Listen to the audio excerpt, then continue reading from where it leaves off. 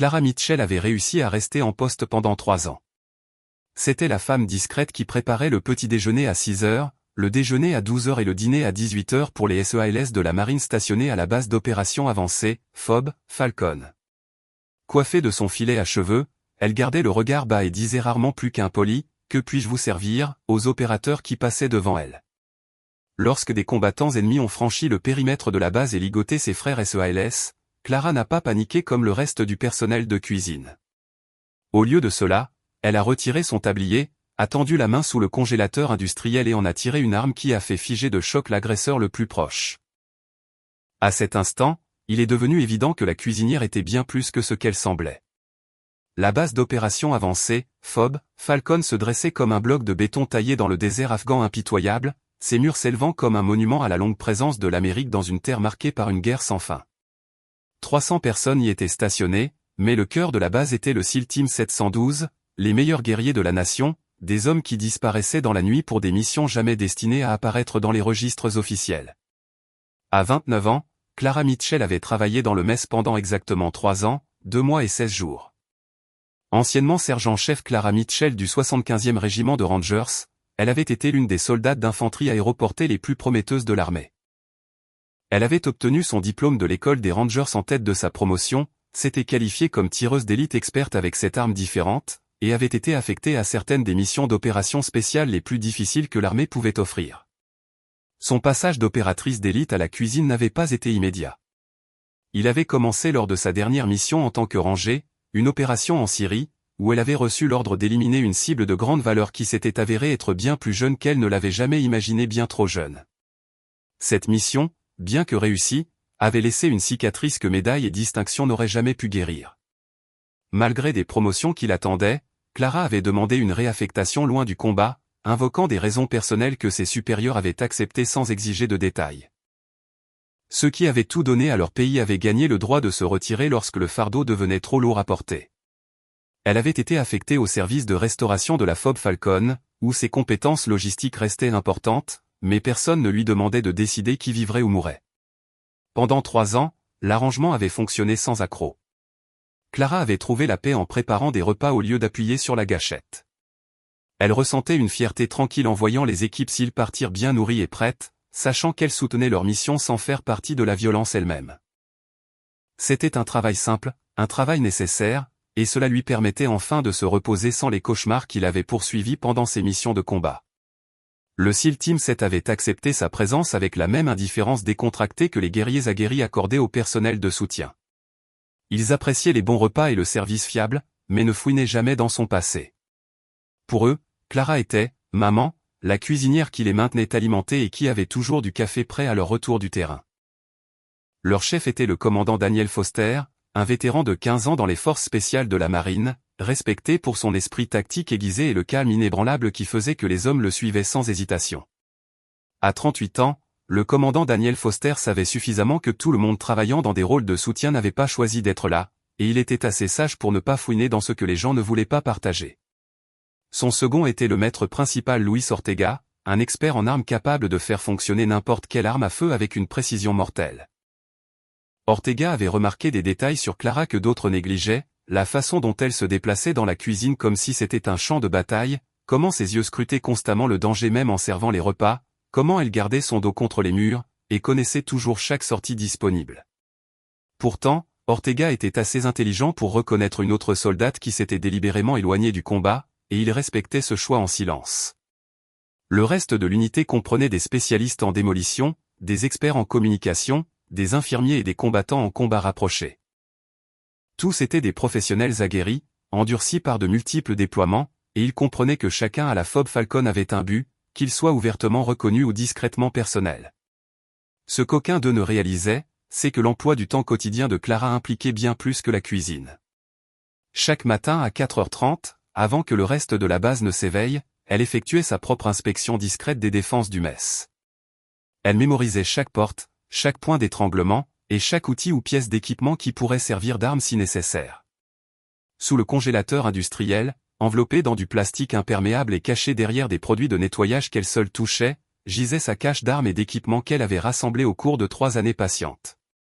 Pour elle, ce n'était pas de la paranoïa, c'était de la préparation. Clara avait appris pendant son temps de combat que le danger arrivait sans avertissement, et que la survie dépendait souvent d'anticiper ce que d'autres ne considéraient jamais. Elle avait espéré ne jamais être obligée de compter sur cette cache, mais elle savait que l'espoir seul n'était pas une stratégie qui maintenait les gens en vie lorsque le chaos frappait. Au matin du 15 octobre, le chaos arriva. Clara était en train de préparer le petit déjeuner quand la première explosion a secoué les murs extérieurs de la Fob Falcon. L'explosion initiale était suffisamment lointaine pour que la plupart du personnel la rejette comme une élimination d'ordre de routine ou un exercice d'entraînement, mais les instincts de combat de Clara lui disaient le contraire. Elle reconnut immédiatement le bruit sourd des roquettes RPG entrantes, et son esprit tactique commença à cartographier les angles d'attaque et les temps de réponse avant que la seconde frappe ne confirme ses soupçons. 30 secondes plus tard, l'alarme de la base retentit, ses tons stridents signalant un contact ennemi et ordonnant à chacun de prendre des positions défensives. À travers les fenêtres du mess, Clara vit des soldats sprinter vers des postes fortifiés tandis que des officiers aboyaient des ordres et organisaient des contre-mesures. Pourtant, quelque chose clochait dans le schéma. Des explosions ont éclaté de plusieurs directions à la fois, indiquant un assaut coordonné par des assaillants qui connaissaient intimement l'agencement de la base. Plus troublant encore, les explosions n'étaient pas aléatoires, elles frappaient des cibles spécifiques avec une intention délibérée. Ce n'était pas l'œuvre de combattants opportunistes, c'était la marque d'une opération militaire disciplinée. Clara continua de travailler au fourneau, calme en apparence, tandis que ses oreilles affûtées suivaient les conversations radio des équipes de sécurité et que ses yeux suivaient la bataille qui se déroulait à travers la vitre. Ces années de combat lui avaient appris que la panique tuait plus vite que les balles, et que la routine pouvait ancrer le moral lorsque tout le reste s'effondrait. À l'intérieur, cependant, son cerveau s'emballait, analysant les menaces et se préparant à des éventualités que les plans de défense standards n'avaient probablement pas prévues. La troisième vague d'explosion a frappé plus près, plus précisément, martelant le centre de communication et le réseau électrique de la base. Depuis la fenêtre de la cuisine, Clara a observé les assaillants couper méthodiquement la capacité de la Fob Falcon à appeler à l'aide ou à se coordonner avec le haut commandement. Celui qui menait l'assaut savait précisément comment isoler la base de tout et d'extérieur. C'est alors que Clara a vu les infiltrés. À travers la brume de fumée et le chaos des explosions, des silhouettes vêtues d'un équipement tactique sombre se sont glissées à travers des sections du périmètre qui auraient dû être intouchables. Ils se déplaçaient avec discipline, se mettant à couvert correctement et avançant avec des techniques qui témoignaient d'années d'entraînement et d'une réelle expérience de combat.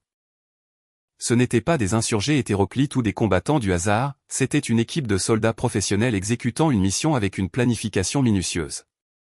Clara en a compté au moins 20 dans la première vague, tous porteurs d'armes avancées et équipés de matériel qui témoignait d'un financement important et d'un soutien organisé.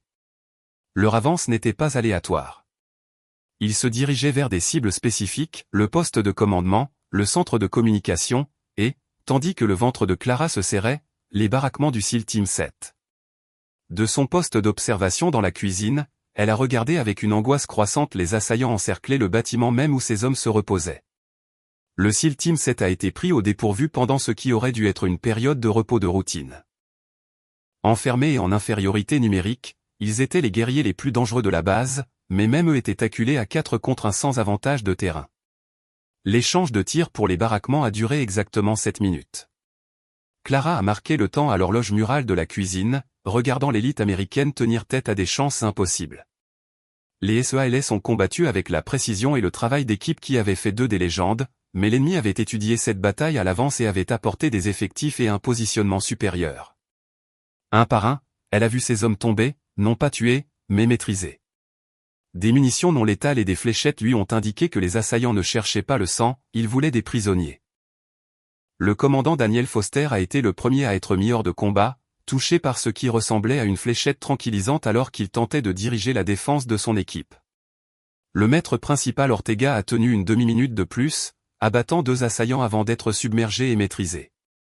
En moins de 10 minutes, toute l'équipe a été capturée, ligotée et préparée pour le transport.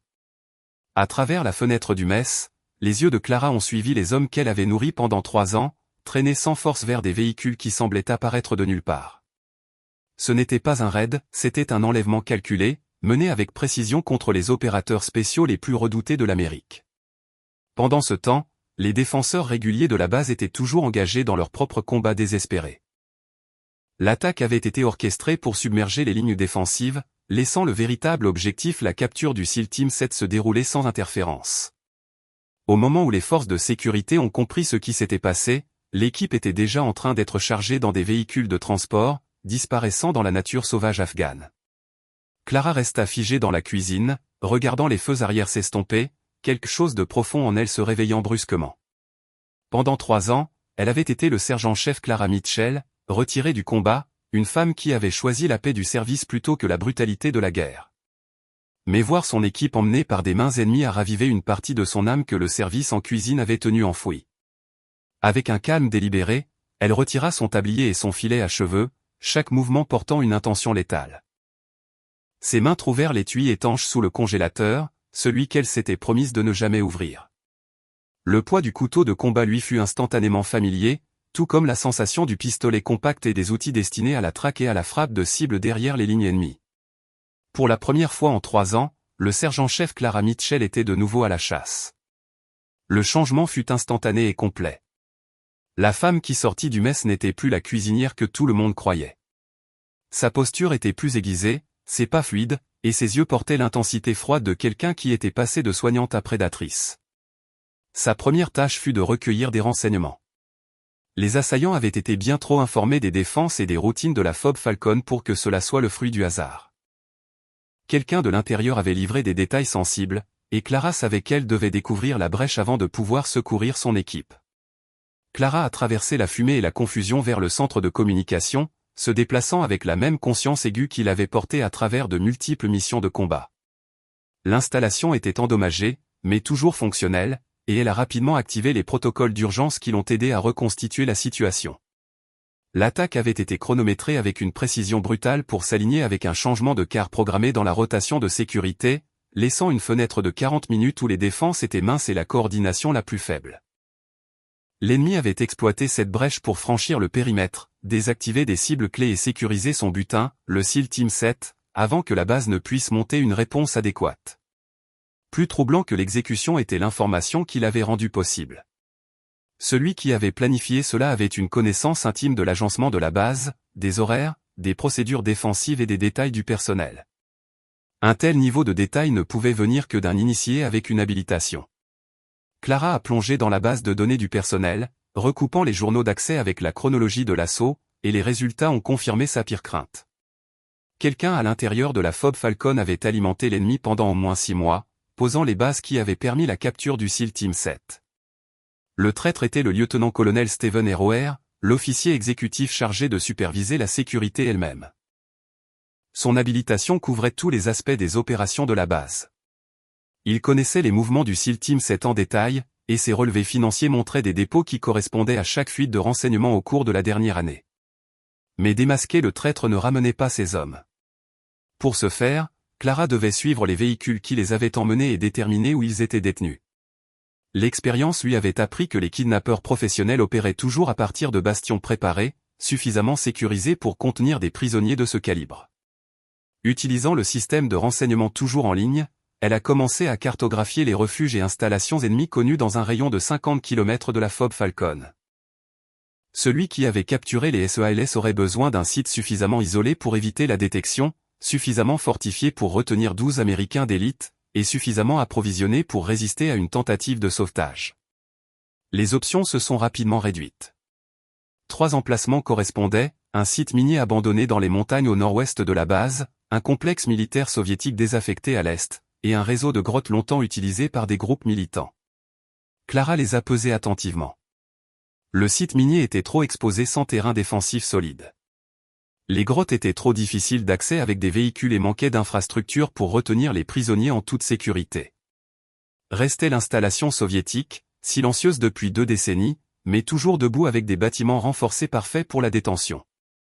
Son prochain obstacle était personnel.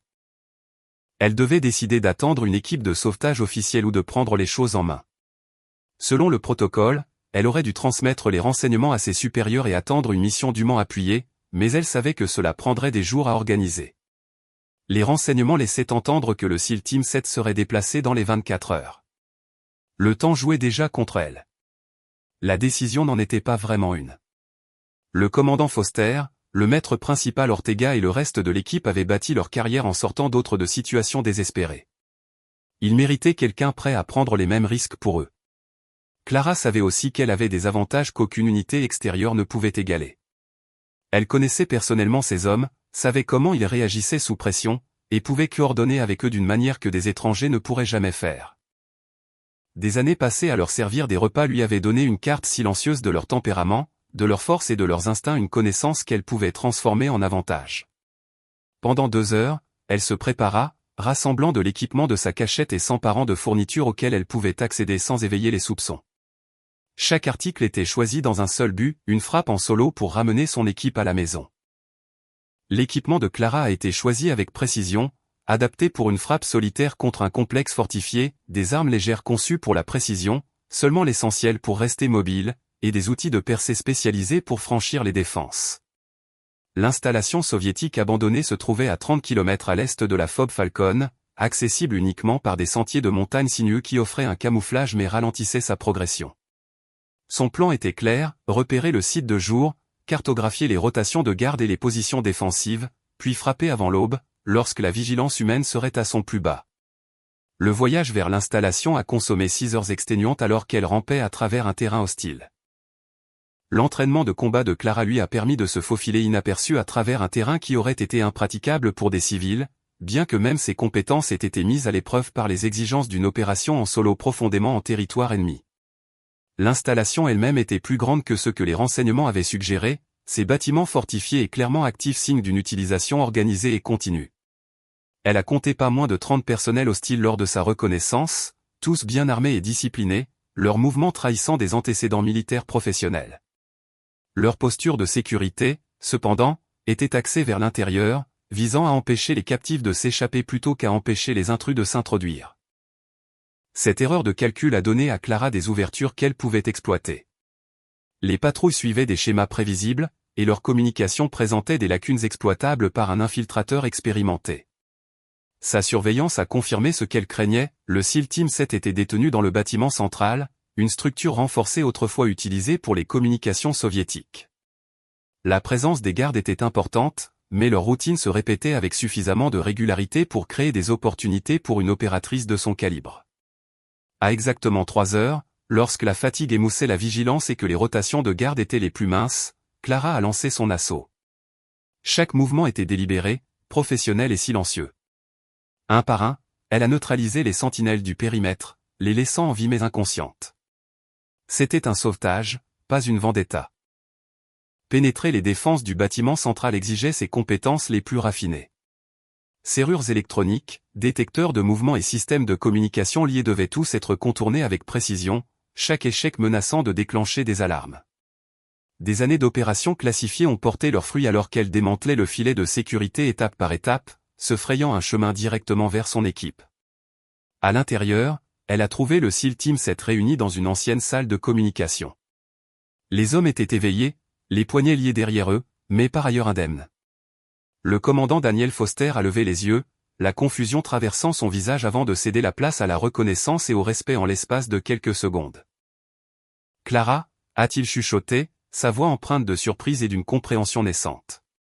Sergent-chef Clara Mitchell, 75e régiment de Rangers, a-t-elle répondu calmement, coupant déjà ses entraves. « Je suis ici pour vous ramener à la maison. » L'évasion a mis à l'épreuve chaque once de son entraînement. Mener 12 SEALS récemment libérés à travers le territoire ennemi sans véhicule ni couverture aérienne était une tâche redoutable qui a défié à la fois son leadership et ses instincts de combat. Mais le SEAL Team 7 était forgé du même acier qu'elle. Une fois libérés, ils se sont adaptés instantanément, passant de captifs à prédateurs. La mission solo de Clara est devenue un assaut conjoint alors que 13 guerriers aguerris ont renversé la situation face à un ennemi qui s'était préparé à garder des prisonniers, non à repousser une contre-attaque totale des opérateurs les plus mortels de l'Amérique. Le combat pour le complexe soviétique a fait rage pendant 45 minutes avant de se terminer par l'anéantissement total de la force ennemie qui avait capturé le SEAL Team 7. La reconnaissance et la frappe de précision de Clara ont préparé le terrain, mais c'est la puissance combinée de 13 opérateurs aguerris qui a transformé ce qui avait commencé comme un sauvetage en une défaite écrasante pour leurs ravisseurs.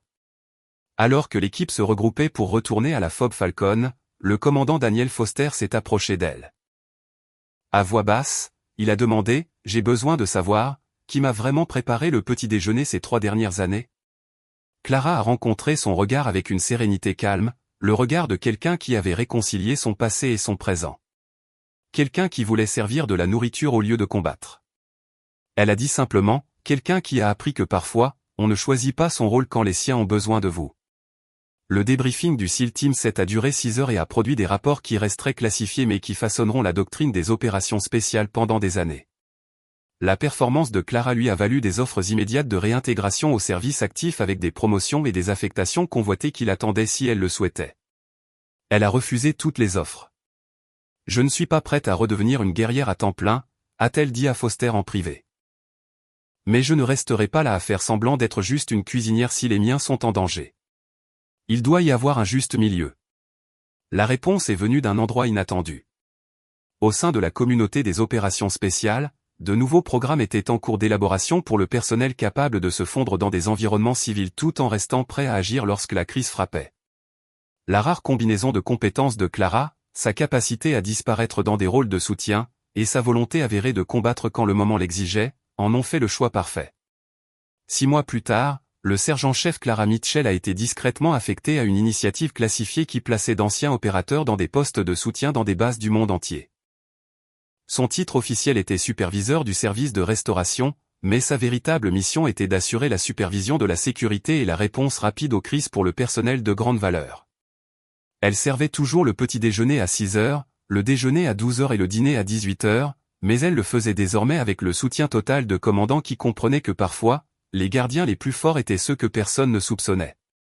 Le SEAL Team 7 est retourné au service avec une confiance renouvelée, sachant que leur base était protégée par quelqu'un qui avait déjà prouvé qu'elle traverserait le feu pour les ramener vivants.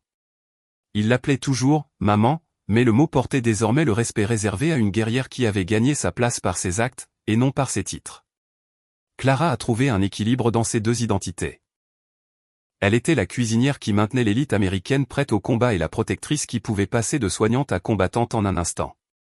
Sa nouvelle cuisine était plus grande que celle de la FOB Falcon, servant du personnel de plusieurs branches des opérations spéciales. Clara l'abordait avec la même concentration qu'elle apportait autrefois au combat, s'assurant que chaque repas était précis, chaque détail pris en compte, et chaque soldat sous sa garde prêt pour les missions à venir. Sous le congélateur industriel, enveloppé dans du plastique imperméable et caché derrière des fournitures qu'elle seule touchait, gisait une autre cache d'armes et d'équipements qu'elle priait de ne jamais avoir à utiliser. Mais Clara savait que l'espoir n'était pas une stratégie de survie. L'expérience lui avait appris que la différence entre la victoire et la défaite se résumait souvent à avoir la bonne personne prête lorsque l'impossible devenait réel. Tard dans la nuit, quand la base était calme et que sa cuisine était enfin silencieuse, Clara se tenait parfois à la fenêtre, regardant les étoiles au-dessus de n'importe quel pays où elle servait cette année-là. Clara réfléchissait au choix qu'il avait mené ici, à l'équilibre qu'elle avait finalement trouvé entre la guerrière qu'elle avait été et la gardienne qu'elle avait choisi de devenir. Elle était de nouveau invisible, mais cette fois c'était une invisibilité différente. Au lieu de cacher ses compétences, elle les utilisait discrètement pour protéger les autres d'une manière que personne autour d'elle ne reconnaîtrait jamais pleinement. Elle était la preuve que les guerriers les plus efficaces n'étaient pas toujours ceux qui portaient des fusils sur les lignes de front. Parfois, c'étaient ceux derrière une ligne de service, offrant de la nourriture et une force silencieuse avec une dévotion inébranlable. Les soldats et marins qui passaient devant sa fenêtre pour le petit déjeuner ne réaliseraient peut-être jamais que la cuisinière servant leurs œufs était aussi leur protectrice la plus fiable. Mais Clara Mitchell le savait, et cette connaissance lui donnait un sens à sa vie bien plus grand que toute médaille ou promotion ne pourrait le faire. Elle avait trouvé sa place non pas en tant que chasseuse ou victime, non pas purement en tant que guerrière ou civile, mais en tant que quelque chose de plus rare, la gardienne qui protégeait les gardiens, la force invisible qui maintenait les héros les plus visibles de l'Amérique en sécurité et prêts pour tout combat à venir. Et si le jour venait où les siens seraient de nouveau en danger, où l'impossible deviendrait nécessaire et l'impensable deviendrait réel, Clara serait prête. Non pas parce qu'elle aspirait au combat, mais parce qu'elle avait appris que parfois le plus grand acte d'amour était la volonté d'être dangereuse pour ceux que l'on avait juré de protéger. La cuisine l'attendrait toujours à son retour lorsque la bataille serait terminée. Jusque-là, elle serait tout ce dont les siens auraient besoin. Certaines des batailles les plus importantes sont livrées par des noms jamais inscrits dans l'histoire, leurs actions scellées dans des rapports qui ne seront jamais lus. Clara Mitchell était la preuve vivante que l'héroïsme ne crie pas toujours, que la vraie force ne vient pas toujours avec des rubans et des grades, et que les protecteurs les plus puissants ressemblent souvent à n'importe qui d'autre. Elle était la cuisinière qui pouvait devenir une arme, la soignante qui pouvait se transformer en combattante, la gardienne invisible veillant sur les guerriers les plus célébrés de l'Amérique. Dans un monde où les menaces pouvaient surgir sans avertissement et où la sécurité n'était jamais certaine, ce mélange de dévouement tranquille et de compétences létales était plus précieux que n'importe quel outil de l'arsenal. Clara comprenait que certaines histoires sont mieux laissées inédites, certaines compétences tuent. Son plus grand héritage n'était pas dans les missions classifiées ou les échanges de tirs qu'elle avait survécu. C'était dans les petits déjeuners tranquilles où les opérateurs fatigués trouvaient un brin de paix, dans les repas chauds qui attendaient après des exercices brutaux, dans la présence constante qui rappelait aux guerriers qu'ils étaient appréciés pour bien plus que leur seule prouesse au combat. Les livres d'histoire ne mentionneront peut-être jamais son nom, et ses actions pourraient rester cachées longtemps après que les victoires qu'elles ont assurées seront oubliées. Mais Clara Mitchell était la preuve vivante que l'héroïsme se cache souvent dans le silence.